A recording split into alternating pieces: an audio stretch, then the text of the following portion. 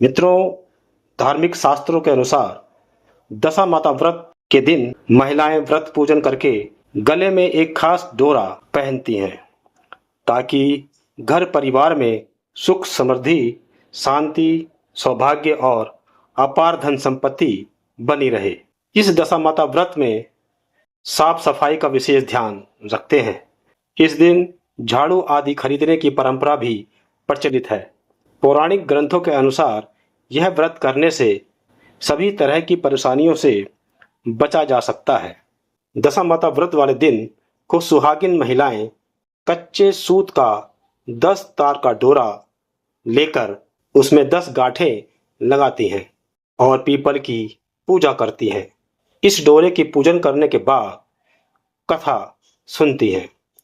इसके बाद उस डोरे को गले में बांधती हैं। व्रत रखने वाली महिलाएं इस दिन एक प्रकार का अन्न एक समय खाती हैं। भोजन में नमक नहीं होना चाहिए।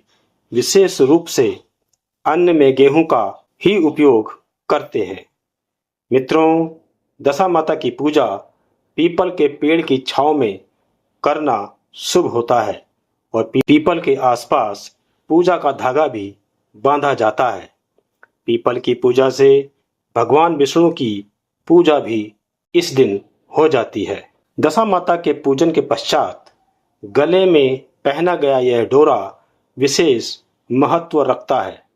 यह दशा माता का डोरा कहलाता है, जो कि साल भर गले में पहना जाता है। इस दिन सुहागन महिलाएं दशा माता का पूजन और व्रत करके तथा इस डोरे की पूजा करके गले में बांधती हैं ताकि घर में निरंतर सुख समृद्धि बढ़ती रहे। लेकिन यदि आप दशा माता का डोरा साल भर नहीं पहन सकते हो तो वैशाख महीने के शुक्ल पक्ष में किसी अच्छे दिन इसे खोलकर रखा जा सकता है।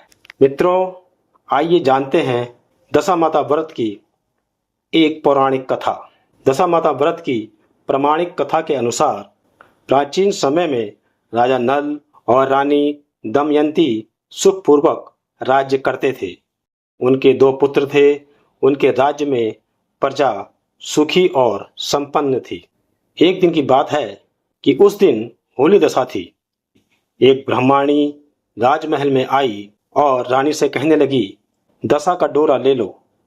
बीच में ही दासी बोली, हाँ रानी साहिबा, आज के दिन सभी सुहागिन महिलाएं दशा माता की पूजा और उनका व्रत करती हैं तथा इस डोरे की पूजा करके गले में बांधती हैं, जिससे उनके घर में सुख समृद्धि आती है। अतः रानी ने उस ब्राह्मणी से डोरा ले लिया और विधि अनुसार पूजन करके गले में बांध लिया। मित्रों, कुछ दिनों के बाद राजा नल ने रानी दमयंती के गले में डोरा बंधा हुआ देखा तो राजा ने रानी से पूछा, इतने सोने के गहने पहनने के बाद भी आपने ये डोरा क्यों पहना हुआ है? और साथियों, रानी दमयंती कुछ कहती इसके पहले ही राजा ने उस डोरे को तोड़कर जमीन पर फेंक दिया। रानी दमयंती ने उस डोरे को जमीन से उठा लिया और राजा से कहा, यह तो दशा माता का डोरा था। आपने उनका अपमान करके अच्छा नहीं किया। इतना कहकर रानी वहां से चली गई।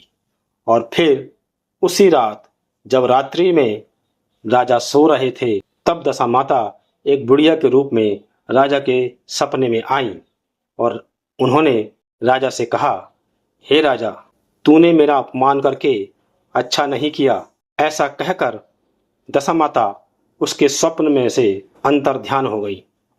अब जैसे तैसे दिन बीतते गए, वैसे वैसे कुछ ही दिनों में उस राजा नल के ठाट बाट, हाथी घोड़े, लाव लश्कर, धन धान्य, सुख संपत्ति सब कुछ नष्ट होने लगे। अब तो भूखे मरने का समय तक आ गया। और फिर एक दिन राजा नल ने अपनी रानी दमयंती से कहा, तुम अपने दोनों बच्चों को लेकर अपने मायके चली जाओ। रानी दमयंती ने कहा, मैं आपको छोड़कर कहीं नहीं जाऊंगी। जिस प्रकार आप रहेंगे उसी प्रकार मैं भी आपके साथ रहूंगी। तब राजा नल ने कहा, अपने राज्य को छोड़कर हम दूसरे राज्य में चले जाते हैं। वहाँ जो भी काम मिल जाएगा वही काम कर लेंगे। इस प्रकार साथियों, नल दमयंती अपने राज्य को छोड़कर चल दिए।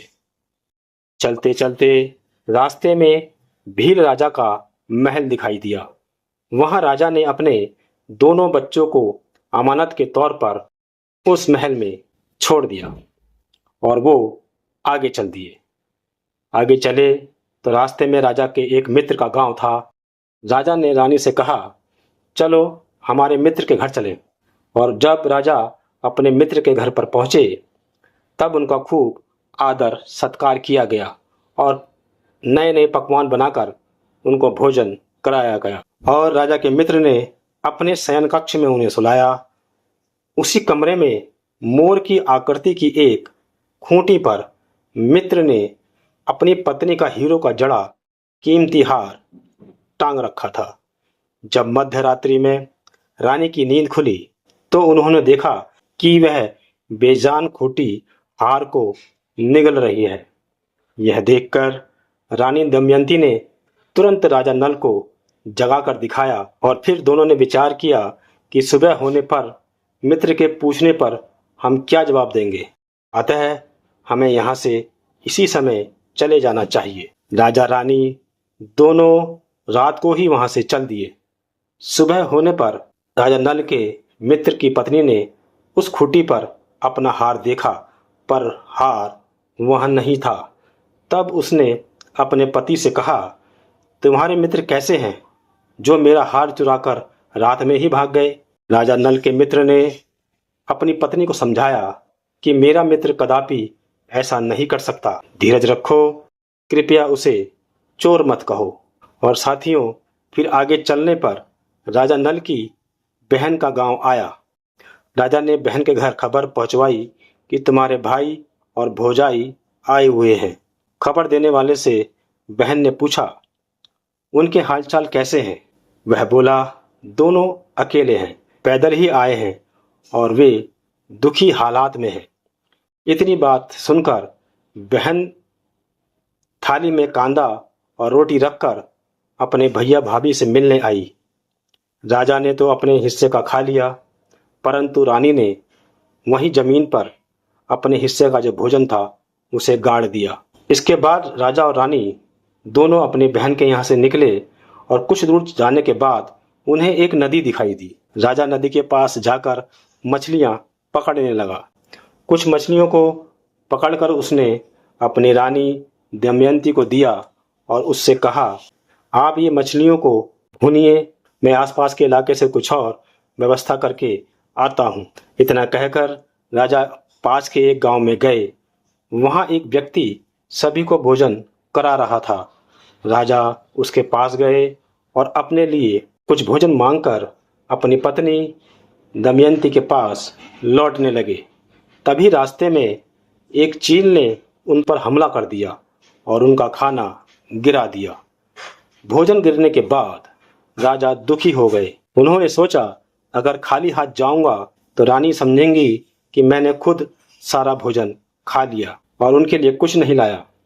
इधर रानी भी जब मछलियों को भून रही थी तो वह जिंदा होकर नदी में लौट गई।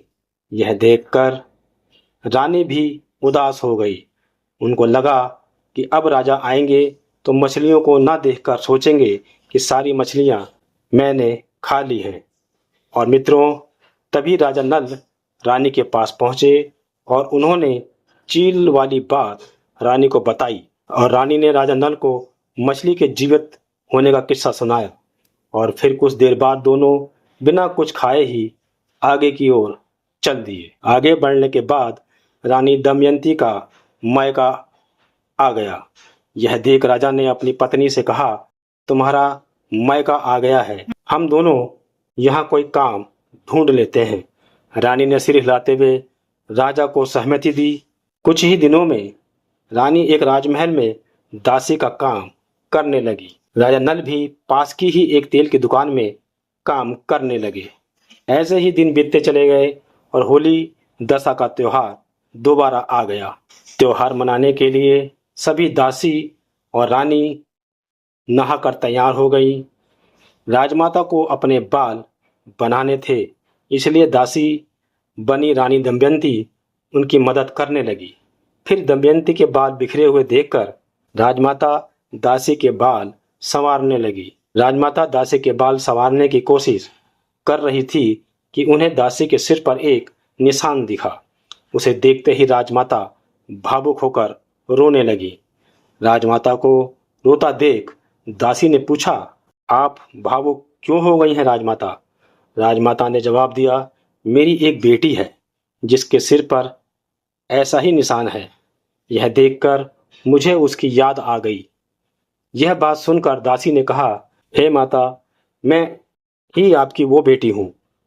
अब मेरी हालत ऐसी हो गई है क्योंकि मैं और मेरा परिवार बुरी दशा से गुजर रहा है। हमें दशा माता का अभिशाप मिला है। और यह सुन राजमाता ने कहा, बेटी, तूने ये सारी बातें मुझसे अब तक छुपाकर क्यों रखी? इसके जवाब में बेटी ने कहा, अगर मैं यह बात आपको बता देती तो मेरे बुरे दिन समाप्त नहीं होते। आज फिर से दशा माता का व्रत है और मैं यह व्रत रखकर दशा माता से माफ़ी मांग लूंगी। तभी राजमाता ने पूछा कि हमारे दामाद कहाँ हैं? बेटी ने बताया कि वह पास के ही एक तेल के दुकान में काम कर रहे हैं। राजमाता ने तुरंत कुछ लोगों को भेजकर अपने दामाद को महल में बुलवाया। फिर उन्होंने अपने दामाद को नए वस्त्र देकर तैयार होने और भोजन करने को कहा और बाद में मिलकर राजा रानी दोनों ने दशा माता की पूजा की। पूजा करने के बाद राजा नल और रानी दमयंती की अच्छी दशा लौट आई। दशा ठीक होने के बाद राजा नल ने अपने ससुराल में कुछ दिन बिताए और फिर अपने राज्य वापस लौटने की इच्छा जताई। दामाद की बात का मान रखते हुए रानी दमयंती के पिता ने काफी धन संपत्ति देकर बेटी और दामाद को अपने महल से विदा किया। और साथियों, अपने राज्य की ओर लौटते समय रानी दमयंती उस जगह पर गई जहां उन्होंने मछलियों को भूना था और राजा के भोजन पर चील ने हमला करके गिरा दिया था। वहां से निकलने के बाद राजा दोबारा अपनी बहन के नगर पहुंचे। यहां पहुंचते ही फिर से एक दूत ने राजा की बहन को बताया कि उसके भैया और भाभी आ रहे हैं। बहन ने उस दूत से उनका हालचाल पूछा। इस पर दूत ने बताया दोनों की दशा अच्छी है और वे खुश लग रहे हैं। यह सुनकर राजा की बहन मोतियों से भरी थाल लेकर भैया और भाभी से मिलने पहुंची। राजा की बहन को आता देख रानी ने धरती माता से विनती की और अपनी अमानत को वापस मांगा। फिर वह उस जमीन को खोदने लगी जहां उन्होंने जाते समय रोटी और कांदा यानी भोजन को गाड़ा था। जमीन खोदने पर सोने और चांदी में परिवर्तित रोटी और कांदा निकाला, जिसे रानी ने अपनी ननद को दे दिया। अपनी बहन से मुलाकात करने के बाद राजा और रानी उसी मित्र के घर पहुंचे जिसने उन्हें सबसे पहले शरण दी थी। यहाँ उनके मित्र ने पहले की तरह ही राजा और रानी की मेहमान नवाजी की। साथ ही रात में सोने के लिए दोनों को वही कमरा दिया जो पहले दिया था। राजा को उस रात नींद नहीं आई और वह मोर की प्रतिमा द्वारा हार निगलने वाली बात के बारे में सोचते रहे। तभी उन्होंने देखा कि वो मोर निगले हुए हीरे को उगल रहा है। उन्होंने तुरंत अपने दोस्त और अपनी पत्नी को जगाया और वह दृश्य दिखाया। यह देख दोनों दंग रह गए। तब राजा ने कहा, मित्र, तुम्हारे हार को इस मोर ने खाया था और तुमने सोचा होगा कि इसे हम चुरा कर भाग गए हैं। अपने दोस्त को सच्चाई बताने के बाद राजा और रानी महाराज भील के पास पहुंचे और अपने बेटों को वापस मांगा। यहाँ राजा भील ने उन्हें उनके पुत्र लौटाने को मना कर दिया। इस पर गांव के लोगों ने कड़ा विरोध किया, जिसके बाद राजा भील ने उनके बेटों को लौटा दिया। फिर राजा नल और रानी दमयंती अपने बेटों के साथ नगर की ओर लौटने लगे और अपने राज्य पहुंचते ही वहां के लोगों ने धूमधाम से राजा का स्वागत किया। सभी ने बहुत प्रसन्न होकर तथा गाजे बाजे के साथ उन्हें महल पहुंचाया राजा का पहले जैसा ठाट बाट फिर से हो गया। मित्रों, हमारी दशा माता से यह विनती है कि जैसे राजा नल और रानी दमयंती पर दशा माता ने पहले कोप किया, ऐसी किसी पर मत करना और बाद में जैसी कृपा करी है वैसी सब पर करना। तो साथियों, मैं उम्मीद करता हूँ कि आपको यह कहानी पसंद आई होगी। इस तरह की और कहानियों को देखने के लिए कृपया आप हमारे channel motivational and spiritual world को लाइक, सब्सक्राइब, शेयर और कमेंट अवश्य करें। धन्यवाद।